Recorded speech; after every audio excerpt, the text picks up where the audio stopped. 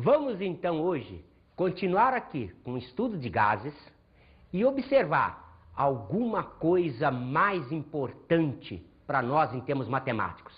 Recomendamos a vocês, nesta aula, muito cuidado, porque a cobrança matemática aqui é um pouquinho maior. Então, ideias básicas dos gases. Nós já sabemos que os gases fazem as transformações, as evoluções. Nós trabalhamos aqui com a ideia dos gases perfeitos. Vamos considerar situações clássicas, teóricas, que representam a coisa mais perfeita possível.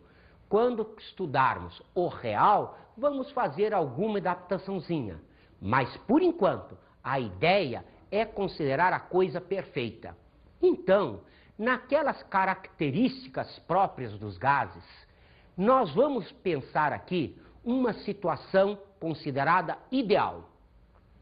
Observe então, não há uma direção preferencial no movimento das moléculas. Isto é, as moléculas podem se movimentar indistintamente em qualquer direção. Vamos admitir que a molécula executa movimento retilíneo. Já discutimos com vocês isso em aulas anteriores. Observe, será considerado movimento retilíneo porque a distância é muito pequena. Como essa distância é pequena, nós podemos admitir aproximadamente como sendo uma reta. Se é uma reta, o movimento será o movimento retilíneo. A força de coesão intermolecular é mínima. O que significa isso? Significa que não há forças atuando entre as moléculas. Então, se não há muita força atuando entre as moléculas, eu posso considerar um movimento retilíneo e uniforme. Perceberam? Então, é como se eu imaginasse a situação em ausência de forças. Além disso, a colisão entre as moléculas e as paredes serão consideradas as colisões elásticas. Como já dissemos para vocês, vale a pena aqui você dar uma lembradazinha lá na mecânica nas colisões. Então, o que nós vamos fazer aqui é admitir que existe colisão elástica entre moléculas e as paredes do recipiente. Observe, o volume molecular é desprezível. O que significa isso? Volume molecular desprezível significa que dificilmente vai acontecer uma colisão entre moléculas. É como se você imaginasse o nosso sistema cósmico. Observe, eu tenho a Terra, eu tenho a Lua. A Lua é praticamente a coisa mais perto que nós temos da Terra. Ainda assim, está a 400 mil quilômetros. O que significa isso? É uma distância tão grande que dificilmente acontece colisão, quer seja com a Terra, quer seja com a Lua, quer seja com um planeta qualquer. Nós tivemos aí uma situação excepcional de um cometa que incidiu num planeta, mas isso é muito difícil. Por quê? Porque na realidade, como a distância é muito grande, existem poucas colisões. Então, o nosso esquema vai ser considerar exatamente dentro dessas situações. As colisões devem ser consideradas elásticas, os movimentos devem ser considerados retilíneos, sem direção preferencial, quer dizer que existe igualdade em qualquer um dos eixos x, y, z, de tal maneira que a gente pode imaginar simbolicamente a situação do seguinte tipo. O tempo de colisão é muito menor que entre colisões. O que quer dizer isso? Que o tempo de colisão da molécula com a parede vai ser muito menor que o tempo de viagem da molécula indo e voltando para bater na parede. Então, esta situação, mais uma vez, leva você a lembrar lá de mecânica, aquele impulso de uma força. O que é o impulso de uma força? É justamente a grandeza física que me mostra a relação entre força e tempo de atuação dessa força numa colisão. Então, esta situação toda pode ser feita uma analogia da seguinte maneira. Imagine então uma caixa bem grande E nesta caixa nós temos bolinhas de ping-pong. Elas estão viajando em várias direções, em vários sentidos. Observe que a simulação nossa implica que existem poucas bolinhas para o grande volume da caixa. Então, dificilmente vai haver colisão entre elas. Essas bolinhas vão colidir com as paredes da caixa. Ora, você já começou a se lembrar? Se existe a colisão da bolinha com a parede, existe uma força que ela exerce em uma determinada área. Isso representa o quê? A pressão do gás. Então, por isso que o gás, ele exerce pressão. São as colisões que as moléculas fazem contra as paredes do recipiente. Então, vamos agora fazer isso num esquema mais matemático. Observe, colocamos aqui a caixa, colocamos aqui os eixos x, y, z. Observe, estamos trabalhando com R3. E aqui imaginamos uma molécula. Essa molécula tem massa m0 e acabou de colidir com essa parede. Então agora, ela vai viajar até aquela outra parede, vai colidir e vai voltar. Observe que ela vai então percorrer esta aresta da caixa, que eu estou chamando de D. Observe, é uma colisão? Se é uma colisão, implica o quê?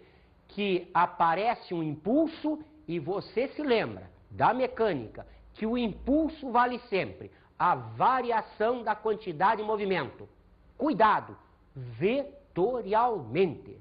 Então, observe, o impulso vetor vale a variação da quantidade de movimento vetor. Cuidado, estamos lá em mecânica. Isso não é calor, isso é a variação da quantidade de movimento vetorial. Portanto, como o impulso é definido como a força pelo intervalo de tempo em que ocorre essa colisão, essa força, isso é igual a massa vezes a variação da velocidade vetorial. Cuidado com isto. Isto é vetorial. Então, podemos dizer que o ΔT, isto é, o tempo gasto entre duas colisões, já que foi princípio nosso, que o tempo de colisão é muito pequeno relativo ao tempo de viagem, então, observe, nós estamos fazendo um sistema uniforme. ΔS, que é 2D, é o tempo de ida e volta numa parede, vale a velocidade média vezes o ΔT. Então, o ΔT é o ΔS, que é 2D, sobre essa velocidade média.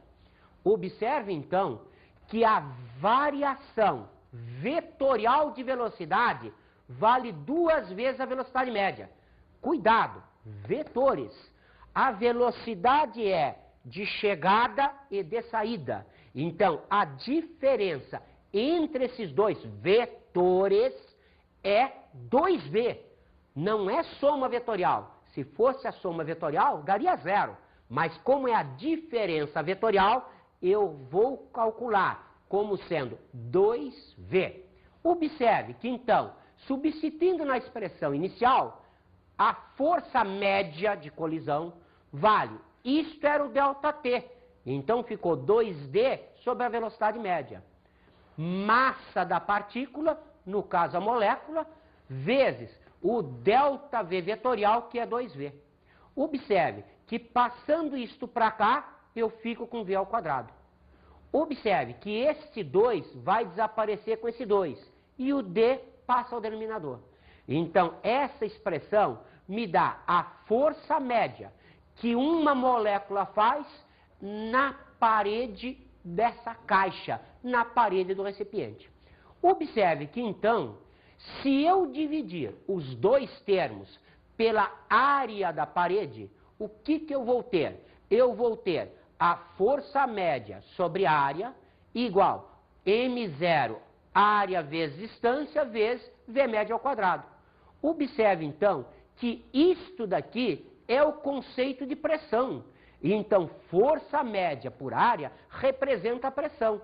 Então, está aqui, a pressão exercida é igual a M0 sobre, cuidado, este é o V minúsculo, é a velocidade média. Este é V maiúsculo, é volume. Por quê? É a área vezes uma distância. Uma área vezes um comprimento me dá volume. Ou então, se a gente faz uma continuação, a gente pode considerar, existe nessa parede 1/3 do número total de moléculas. Lembram-se? Nós consideramos que o que acontece é uma divisão equitativa, isto é, não há nenhuma preponderância de direção de movimento. Então, se o número de moléculas é N, existe 1/3 no eixo X, 1/3 no eixo Y, 1/3 no eixo Z. Como eu estou fazendo o estudo no eixo X, eu vou considerar N sobre 3 moléculas, M0 sobre V maiúsculo, volume, vezes a velocidade média ao quadrado. Observem que isto daqui representa o quê?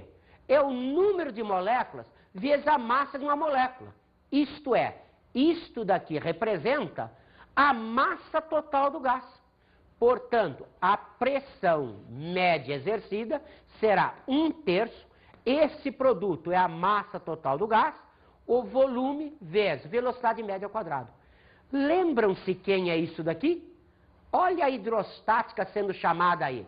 Massa por volume chama-se massa específica. Então, se a massa específica é a massa da molécula vezes número de moléculas, isto é a massa total sobre V, eu posso então escrever a pressão é 1/3 vezes a massa específica vezes a velocidade média ao quadrado.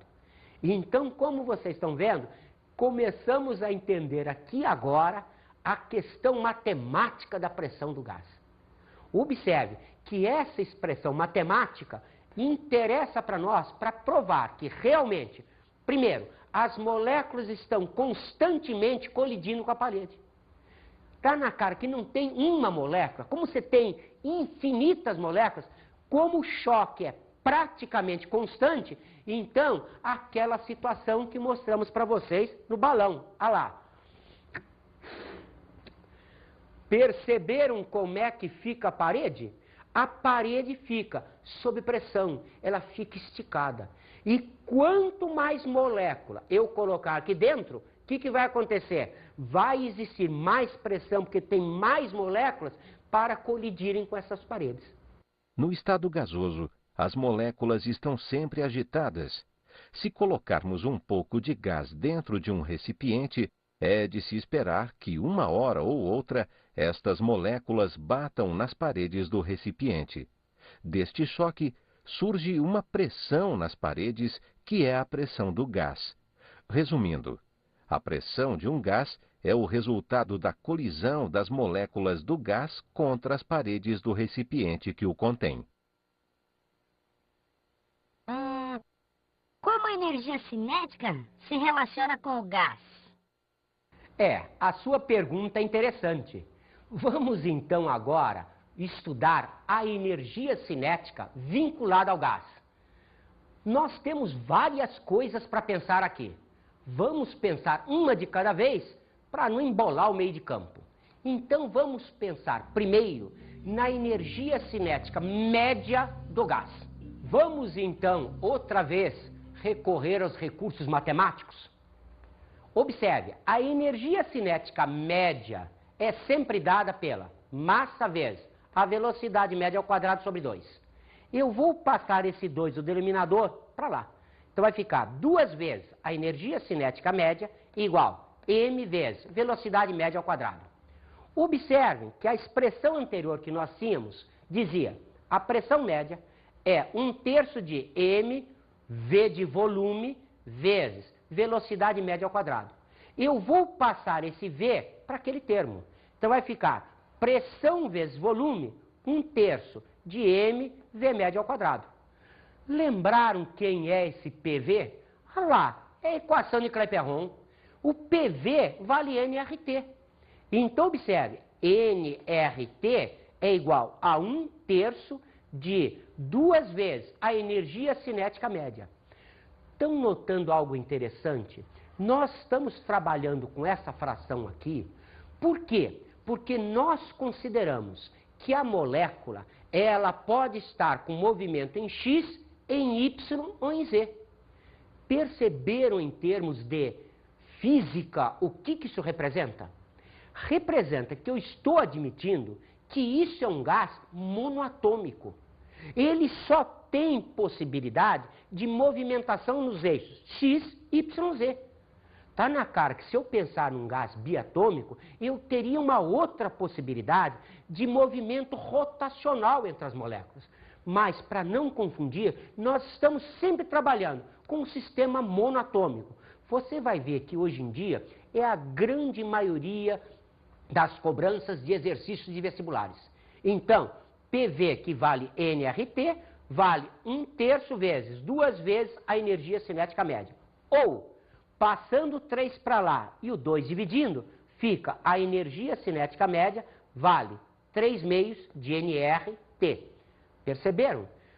3/2, então, porque o sistema é de gás monoatômico. Você vai ver futuramente o que aconteceria se o gás fosse um diatômico ou um poliatômico. Mas a nossa ideia é, para um gás monatômico, vale 3/2. E agora? Você começou a pensar? Isto é uma constante. Isto, para uma mesma massa gasosa, é constante. Isto é uma constante. Conclusão óbvia que você pode tirar. A conclusão óbvia é que se o R vale 8,31 joules por mol Kelvin, observe, unidades SI. Lá em química, você trabalha muito com esse valor, 0,082 atmosfera vezes litro sobre mol vezes Kelvin. O que a gente pode dizer? Que a energia cinética média por molécula vai depender, além da temperatura, de um outro fator. Mas observe, a energia cinética média de todas as moléculas do gás, ela é função exclusiva da temperatura. Então, observe, aquela ideia inicial, lá da termologia, o que é temperatura? A temperatura está vinculada à energia cinética das moléculas. Estamos demonstrando aqui em termos matemáticos. Vamos forçar mais a situação? Eu vou pensar agora em uma molécula só. Se isto é a energia cinética média da massa gasosa, isso é de todas as moléculas, se eu dividir pelo número de moléculas, eu vou ter a energia cinética para uma molécula. Observem que isso acabamos de deduzir. É 3/2 de nRT. Portanto, dividindo-se por N, número de moléculas, eu tenho a energia cinética média por cada molécula. Lembrar do número de Avogadro, constante que você conheceu lá em química.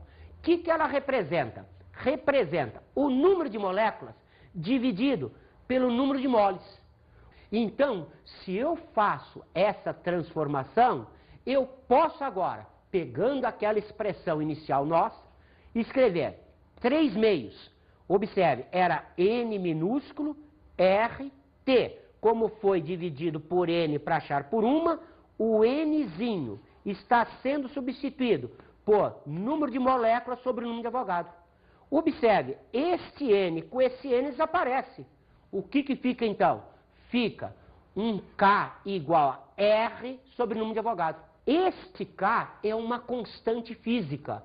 Observe que isto é constante porque é o R da equação geral dos gases que é constante. Número de Avogadro é uma constante. Então K é uma constante. Fazendo a substituição pelos valores numéricos em SI, nós vamos encontrar 8,31 sobre 6,02 vezes 10 a 23. Isso me dá o valor de K, 1,38 vezes 10 a menos 23 em joules por Kelvin. Essa constante é, então, usada nessa expressão. Agora começaram a entender o que está acontecendo? A energia cinética média de uma molécula é o produto destas duas constantes pela temperatura. O que se concluiu daí? Que a energia cinética média de uma molécula é função única e exclusiva da temperatura. Perceberam? Então, se eu pegar para vários gases monatômicos, e em todos eles a mesma temperatura, a energia cinética de cada molécula será sempre a mesma. Observe, então, a energia cinética média por molécula é função única e exclusiva da temperatura. Observe que agora eu vou pegar a velocidade média das moléculas. Não é mais de uma molécula. Agora é das moléculas. Então, outra vez, pegando a nossa equação inicial, 3 meios de nRT. Observe, isto daqui, como a energia cinética média, é m, velocidade média ao quadrado, sobre 2. Ou, fazendo a conversão de n para massa sobre mol, eu vou agora cortar esse m com esse m. Eu vou cortar esse 2 com esse 2, ficando então a velocidade média quadrado igual 3 vezes RT sobre m. Extraindo as raízes dos dois lados, nós vamos então conseguir velocidade média é a raiz quadrada de 3RT sobre m. O que isso significa para mim?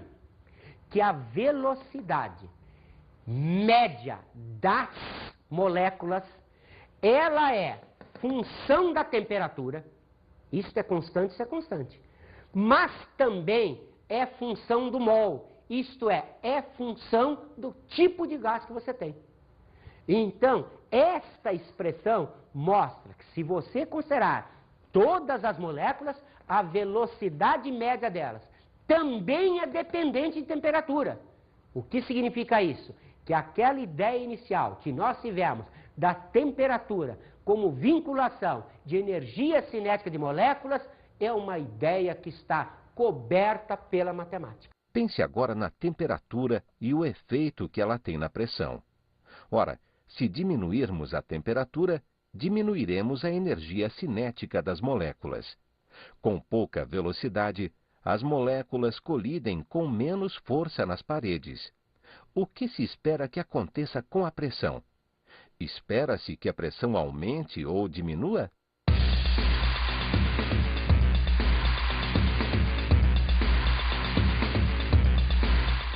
Vocês concordam comigo que a temperatura exerce um certo efeito sobre a pressão? Sim. Então é o seguinte, se a gente diminui a temperatura, a energia cinética das moléculas vai diminuir também, ok? Aham.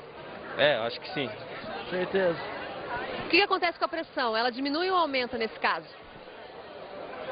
Se aumentar a temperatura, Se diminuir a temperatura, diminuir, aumenta. aumenta a pressão? Aumenta. É isso? Eu acho que diminui. Por quê? Espera, deixa eu pensar. Diminui. Eu não sei porquê. A temperatura diminui, a energia cinética das moléculas diminui também, né? Elas vão fazer menos movimento e a pressão... Quando a temperatura está alta, as moléculas ficam agitadas, né? Daí ocupam maior espaço, o volume aumenta. E quando a temperatura está baixa, as moléculas ficam estáveis, mais estáveis. Muito bem, é isso. Como a temperatura exerce um certo efeito sobre a pressão, se a gente diminuir a temperatura, a energia cinética das moléculas vai diminuir também. O que vai acontecer com a pressão? Você acha que ela vai aumentar ou diminuir? Aumentar. Vai aumentar. Por quê? Porque, não sei, porque quando fica frio fica mais... Não sei, não é pela matéria, mas deve ser experiência própria, né? Eu acho, por isso que eu acho isso, não sei explicar. Entendeu? E o teu palpite é que aumenta também. Por que você acha? Não sei. Vocês concordam comigo que a temperatura exerce um certo efeito sobre a pressão, concordam? Sim. Sim. Então, se a gente diminui a temperatura, a energia cinética das moléculas vai diminuir também. O que vai acontecer com a pressão? Ela vai aumentar ou diminuir? A pressão vai diminuir. Por quê? Boa pergunta. Eu tenho aula de física na última aula. Você sabe? Se diminui a temperatura... Diminui a temperatura, o que acontece com a pressão? Não sei. Não arrisca o palpite? Acho que sobe, não sei. As moléculas se agitam menos e daí elas diminuem a pressão. Repete aí. Diminui a temperatura, diminui o movimento das moléculas e daí a pressão diminui também. Muito bem. Isso. Que legal. Ah, viu? Aprendeu agora? Já aprendi. A resposta é que diminua a pressão. Mas, se aumentarmos a temperatura, esperaremos que a pressão aumente, pois a velocidade das moléculas irá aumentar e colidirão com mais força nas paredes do recipiente. Professor, você pode me dar um exemplo prático? Tudo bem, vamos ver um exemplo prático. Por que a água guardada na moringa fica mais fresca que a água guardada numa vasilha de plástico? Comece a pensar. O que acontece na moringa? Uma parte da água, algumas moléculas, atravessam a parede. Quando elas atravessam a parede, elas vão tentar passar para o estado gasoso. Você se lembra? Vão se evaporar. Ora, se elas vão se evaporar, quem consegue se evaporar? Raciocine comigo. Você tem uma velocidade média de moléculas. O que quer dizer isso? Algumas têm uma velocidade grande, outras têm velocidade pequena. A velocidade média é aquilo que nós mostramos para vocês. Mas existem moléculas com mais velocidade, moléculas com menos velocidade. Quem é que consegue evaporar? Aquelas que, como têm mais velocidades, são jogadas para o ar. E então, se elas são jogadas para o ar, saem do líquido as que têm maior velocidade média. Agora, raciocine comigo. Se aquelas que têm maior velocidade média saem, quem sobra? As que têm menor. Se sobram as que têm menor velocidade média, o que acontece agora com a velocidade média dessas moléculas que sobraram? Ficou mais baixa. Se a velocidade média ficou mais baixa, significa o quê? Que a temperatura fica mais baixa. E então está aí por que a evaporação é um fenômeno de abaixamento de temperatura. Agora, você se lembra da aula que tinha a pele e o ar-condicionado? Lembra-se que nós dissemos que o ar-condicionado seca o ar. Quanto maior a velocidade de evaporação, mais sensação de frio nós temos. Por quê? Porque a evaporação é um processo de abaixamento de temperatura em função da variação da velocidade média das moléculas que ficam. Vamos então experimentar isso no exercício? Observe. Aquece certa massa de gás ideal a volume constante de 27 graus Celsius a 127 graus Celsius. Se eu chamar Ezinho, a energia cinética média da molécula 27, e o Ezinho minúsculo a 127, quanto vale a relação Ezinho sobre Ezinho linha? Vamos então fazer? A energia cinética média por molécula é 3,5 de kT admitido gás monoatômico. Vocês observaram, é uma questão de vestibular. Quase sempre, quando está escrito gás ideal, considere como se fosse monatômico. Não é correto isso, mas você encontra isso nas questões de vestibulares. Admite-se que o gás ideal seja monatômico, mas não é. Mas pode considerar. Então, consideramos monatômico, 3,5 de kT. Para a primeira situação, eu teria o E, 3,5 de kT. Para a segunda situação, o E', 3,5 de kT'. Dividindo-se uma expressão pela outra, vem E sobre E' igual. Cuidado agora, isto vai subir. Mas T e T' são temperaturas termodinâmicas. Não se esqueça de transformar. Aqui que você pode errar. Então, vai transformar graus Celsius em Kelvin, fazendo 27 mais 273 sobre 127 mais 273. Observe que, então, resolvendo a matemática, ficamos com E sobre L' igual a 3/4 ou 0,75.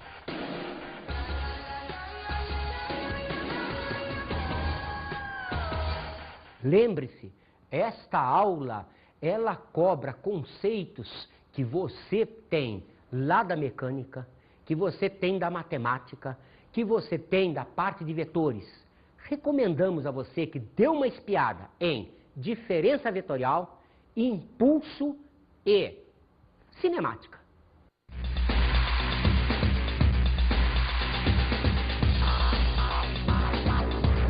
Na aula de hoje falamos sobre as transformações dos gases. Observe, além daquelas leis clássicas que já conhecemos, Charles, Gay-Lussac e Boyle, agora você tem toda uma bagagem matemática para trabalhar em cima.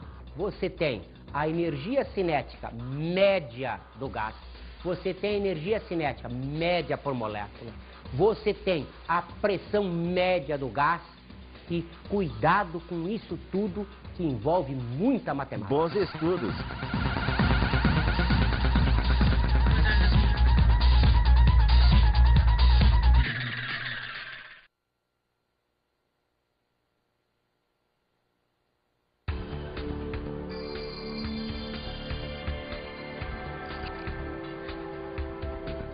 Colega, como você se lembra, lá no início da termologia, nós demos uma ideia da temperatura. Agora é a hora de você aproveitar e usando essas expressões matemáticas de energia cinética média das moléculas, a energia cinética média de uma molécula, reforçar aquela ideia da temperatura. Então agora, mostrar para os seus alunos que realmente a temperatura ela tem uma vinculação direta com a energia cinética média das moléculas. Tem uma vinculação direta com a energia cinética de uma molécula. Se você pensar nessa segunda hipótese, lembre-se, não me interessa a massa do gás, apenas a sua atomicidade. Se você pensar na velocidade média, lembre-se que também você vai trabalhar com o tipo de gás.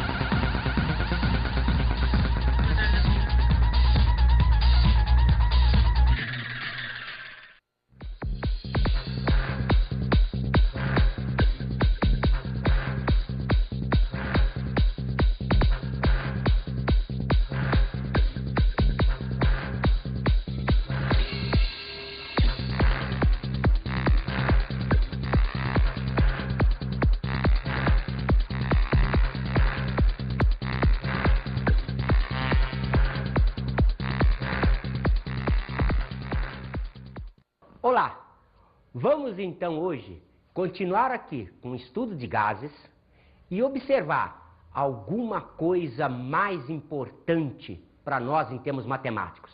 Recomendamos a vocês, nesta aula, muito cuidado, porque a cobrança matemática aqui é um pouquinho em qualquer direção.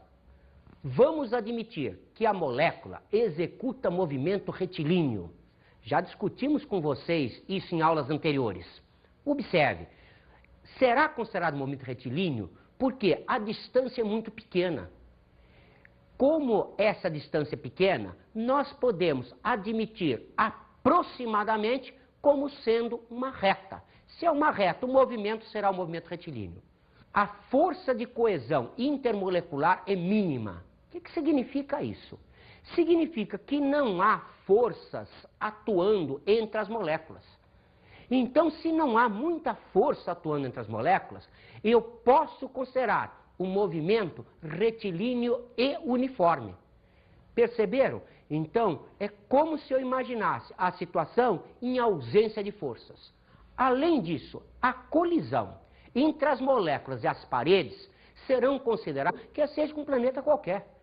Nós tivemos aí uma situação excepcional de um cometa que incidiu num planeta. Mas isso é muito difícil. Por quê? Porque, na realidade, como a distância é muito grande, existem poucas colisões.